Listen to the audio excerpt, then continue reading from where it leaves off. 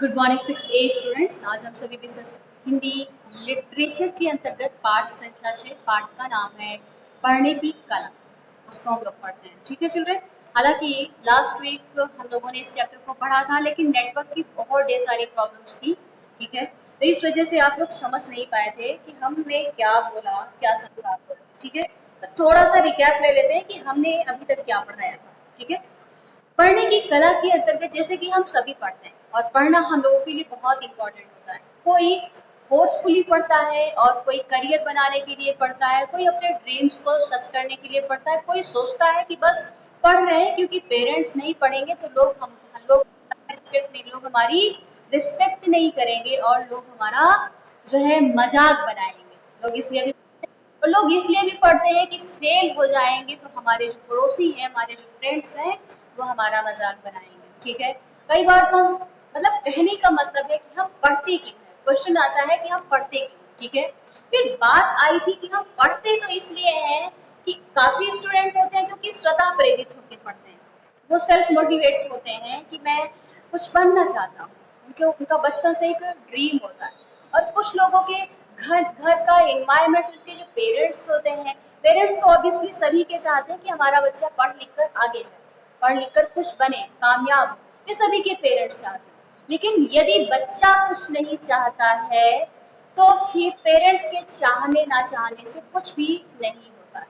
यानी हमें कहने का मतलब है स्वतः प्रेरित होना चाहिए, मोटिवेट होना चाहिए पढ़ने के लिए। ठीक है, इसमें चिल्ड्रन इस चैप्टर के अंतर्गत हम लोग ये देखेंगे कि पढ़ना, जैसे हम लोग पढ़ते हैं तो पढ़ने की भी कला होती है। आखिर हम लोग पढ़ते कैसे हैं और क्यों पढ़ते हैं, पढ़ते समय कौन कौन सी सावधानियां बरतनी चाहिए कि हमें सारी चीजें समझ में आ जाए। जो एक क्लास होती है, जैसे सपोज दैट मैं हूँ, आपकी क्लास लेती हूँ, सभी को मैं एक जैसा पढ़ाती हूँ, नोट्स मैं एक जैसे प्रोवाइड करती हूँ आपको। ठीक है, लेकिन आप लोगों में से कुछ के मार्क्स बहुत ज़्यादा आते हैं, बहुत ज़्यादा अच्छे आते हैं, कुछ के थोड़े से उनकी हैंड राइटिंग में प्रॉब्लम है, कंसेप्ट को अंडरस्टैंड करने में प्रॉब्लम है, इस तरीके की प्रॉब्लम्स आती हैं। ठीक है, लेकिन मैंने तो यानी आपके टीचर ने तो आपको एक ही मेथड से, एक ही टेक्निक से पढ़ाया है। यस और नो? एक ही टेक्निक से पढ़ाया, एक ही बुक से पढ़ाया, एक ही वर्बल इंस्ट्रक्शन दिए, रिटन वर्क दिया, एक ही तरीके से जो भी चीज़ें थी प्रोवाइड करी। लेकिन होता क्या है कि आपके पढ़ने में कुछ वेरिएशन होते हैं, कुछ आपकी अंडरस्टैंडिंग लेवल पर कुछ डिफ्रेंसिएशन होते हैं। ठीक है, इसलिए राइटिंग स्किल में, अंडरस्टैंडिंग स्किल में, इसलिए आप लोगों की जो स्किल होगी उसमें थोड़ा सा बदलाव होता है। तो अब हम बात करते हैं कि हम पढ़ते कैसे हैं और हमें पढ़ने के लिए कौन कौन सी सावधानियां बरतनी चाहिए। ठीक है, तो जल्दी से इसको हम देख लेते हैं। हम लोगों ने पेज नंबर 4-5 में जितना कुछ दिया गया है वो हम लोगों ने देख लिया था। फर्स्ट पैराग्राफ में जस्ट जीस्ट उसका ये है कि हम पढ़ते क्यों हैं। उसका मेन क्वेश्चन फॉर्म जो बनेगा वो ये है कि आखिर हम पढ़ते क्यों हैं। पढ़ते, उसके जो आंसर में ये है कि हम पढ़ते इसलिए हैं क्योंकि हमें समाज जो है नहीं पढ़ेंगे तो काफ़ी जो है डिमोटिवेट करेगा, समाज हमारा तिरस्कार कर देगा, पेरेंट्स हमारी बात नहीं मानेंगे, हमारे छोटे हमारी रिस्पेक्ट नहीं करेंगे, हम इसलिए पढ़ते हैं। और कई होते हैं कि इस डर की वजह से पढ़ते हैं कि फेल हो जाएंगे तो हमारा जो है नाम खराब होगा, लोग ऐसा ऐसा लोग हमारे बारे में बोलते हैं। ठीक है, पहले पैराग्राफ का जस्ट अ जीस्ट ये है। ठीक है, सेकेंड पैराग्राफ में चिल्ड्रन ये है कि जब हम पढ़ते हैं तो पढ़ने के लिए सबसे महत्वपूर्ण क्या होता है।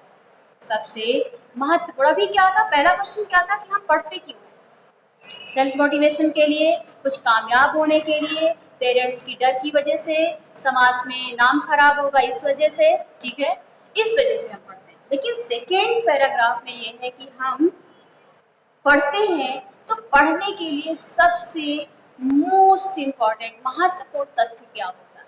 ठीक है, तो महत्वपूर्ण तथ्य ये होता है कि जब हम पढ़ते हैं तो पढ़ने के लिए पढ़ना यानी स्टडी करना सबसे इम्पॉर्टेंट होता है।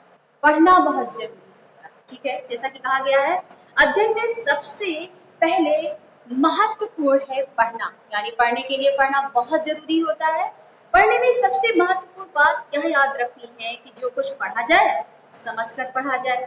टोटे की तरह बिना समझे पढ़ना व्यर्थ हो जाता है। कई बार ये होता है कि हम बस किसी चीज़ को रीडिंग स्किल में रीड किए जा रहे हैं बगैर उसको अंडरस्टैंड किए हुए। वहाँ पर क्या प्रॉब्लम्स आती है, उसको हमने रीड तो कर लिया लेकिन हमारा जो अंडरस्टैंडिंग लेवल है उस कंसेप्ट को लेकर, उस चैप्टर को लेकर, वो हमारा जीरो। ठीक है, तो हमें क्या करना चाहिए?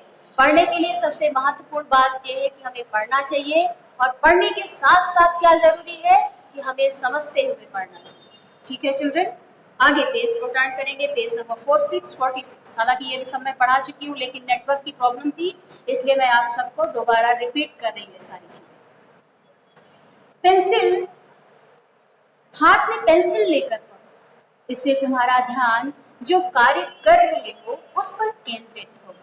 यदि पुस्तक तुम्हारी है तो मुख्य वाक्य या बात को रेखांकित कर दो, पर याद रखो दूसरे की या पुस्तकालय की पुस्तक कभी भी रेखांकित नहीं करनी चाहिए। ठीक है, इसमें ये कहा जा रहा है कि जब हम पढ़ते हैं तो हमारे हाथ में एक पेंसिल होनी चाहिए। क्यों होनी चाहिए? अब बात आती है कि वो पेंसिल हमारे पास पढ़ते समय क्यों होनी चाहिए।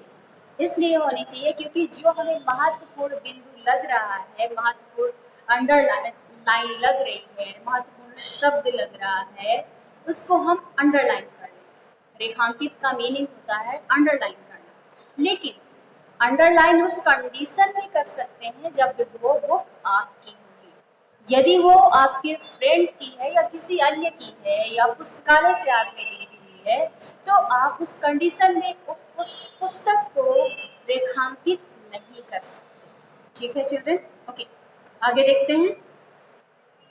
पढ़ते समय निरंतर स्वयं से प्रश्न पूछते चलो कि लेखक क्या कह रहा है, इस कथन के द्वारा वह क्या बताना चाहता है आदि। कभी कभी उन प्रश्नों की कल्पना करना भी लाभप्रद होता है जो तुमसे पूछे जा सकते हैं। उन प्रश्नों को ध्यान में रखकर पढ़ने से विषय की मुख्य बातों की ओर ध्यान केंद्रित रहता है। इसमें ये कहा जा रहा है कि जब हम किसी टॉपिक को या किसी भी राइटर के लेख को, आर्टिकल को, किसी भी चीज को पढ़ रहे हो, किसी भी चैप्टर को पढ़ रहे हो, तो हमें क्या करना चाहिए? हमें स्वयं से पैराग्राफ वाइज, जैसे हमने कोई पैराग्राफ पढ़ लिया, उसमें हमने क्या समझा है, राइटर या फिर ये जो पैराग्राफ हमने रीड किया है उसमें क्या क्या क्वेश्चंस बन सकते हैं, वो क्वेश्चन हमें पड़ोसी से नहीं पूछने चाहिए, वो क्वेश्चन हमारे अपने माइंड में होने चाहिए, माइंड में क्रिएट करने चाहिए कि अच्छा ये राइटर का कहने का ये मतलब है, या राइटर के कहने का क्या मतलब है, जो हमारा लेखक है वो इस चैप्टर के अंतर्गत इस पैराग्राफ में क्या कहना चाहता है। ठीक है चिल्ड्रन, ये हम कह सकते अपने आप से प्रश्न पूछते चले तो हमारी जो लर्निंग होगी और अंडरस्टैंडिंग होगी, यानी जो समझदारी होगी उस कॉन्सेप्ट को लेकर, वो हमारी बहुत ही स्ट्रांग होगी। इतना समझ गया आप लोगों ने सभी? ठीक है, और इसके साथ ही साथ जैसे कि हमने कोई चीज़ पढ़ा, तो उसकी अब्सेंस पार्ट भी कुछ होते हैं। क्या होते हैं? वो पार्ट जो कि माइंड के इंटरनल में आप लोग, जो राइटर नहीं भी कह रहा है, लेकिन हम लोग अमूर्त फॉर्म में चाहे तो क्वेश्चन को अपने माइंड में फॉर्म कर सकते हैं, बना सकते हैं कि अच्छा इसका ये मीनिंग भी हो सकता है, अच्छा ये होता तो कैसा होता। यानी कुछ जो अब्स्ट्रैक्ट यानी अमूर्त फॉर्म में जो क्वेश्चंस होते हैं, अमूर्त चिंतन जिसे कहते हैं। अमूर्त एक होता है चिंतन की बिल्कुल साफ साफ हमें दिख रहा है कि अच्छा ये राइटर पढ़ने के बारे में बता रहे हैं, पढ़ने की सावधानियों के बारे में बता रहे हैं, कैसे पढ़ना चाहिए ये बता रहे हैं। लेकिन अब यदि आपकी जो बुद्धि है, कॉग्निशन है, वो इतना ज़्यादा स्ट्रांग होना चाहिए कि जो अमूर्त चिंतन है वो भी आप कर सकें।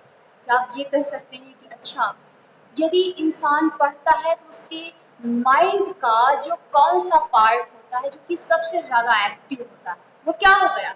अब क्या राइटर ने इस चैप्टर के बारे में ये बात बोली? बिल्कुल नहीं बोली, लेकिन ये क्वेश्चन आप अपने माइंड में क्रिएट करने की कर सकते हैं कि अच्छा जो लर्निंग होती है, लर्निंग के दौरान या अंडरस्टैंडिंग के दौरान जो हमारा माइंड होता है, माइंड का कौन सा हिस्सा ज़्यादा वक्त ज़्यादा फंक्शन कर रहा होता है, या फिर हम माइंड के किस हिस्से से हम ज़्यादा सीख पाते हैं, जो हमारे माइंड को होते हैं वो मैसेज किस प्रोसेस के तहत जाता है, यह हमारा अमूर्त चिंतन हो जाएगा। ठीक है, ओके।